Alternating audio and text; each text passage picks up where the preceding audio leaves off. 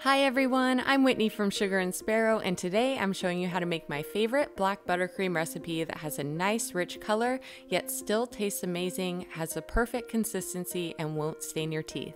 There are a couple key ingredients that you'll need for this recipe: black cocoa powder and a little bit of black food color gel.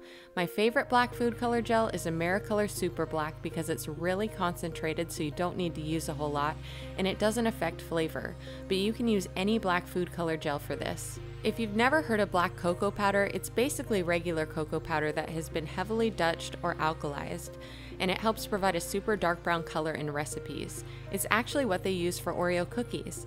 I find it to have a somewhat bitter taste if it isn't heavily sweetened, so to keep this recipe tasting amazing, I like to mix half regular cocoa powder and half black cocoa powder.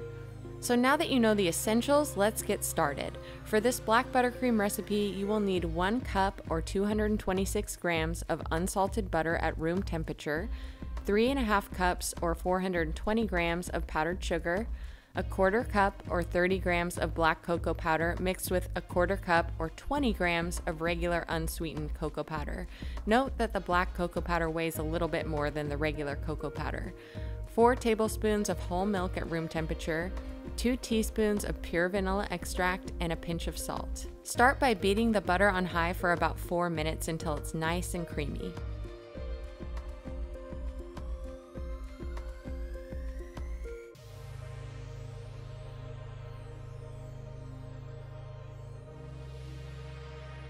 You'll want to scrape down the bowl and paddle a few times in between.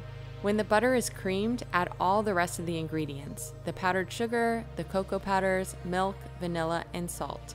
Pulse the mixer on low a few times just to get things semi-mixed up, and then mix the buttercream on medium for a minute or two to let everything come together. Now you'll want to add about 3/4 of a teaspoon of black food color gel. Again, I'm using AmeriColor Super Black, which is really concentrated, and I do recommend going with any brand of black food color gel that's concentrated so you don't have to use a whole lot. Finally, place the buttercream into an airtight container. It will look like the color of wet concrete at first, but this is where some of the magic happens. Give this buttercream 24 hours to deepen in color, and it will end up looking like this: pitch black without having to use a whole lot of food coloring.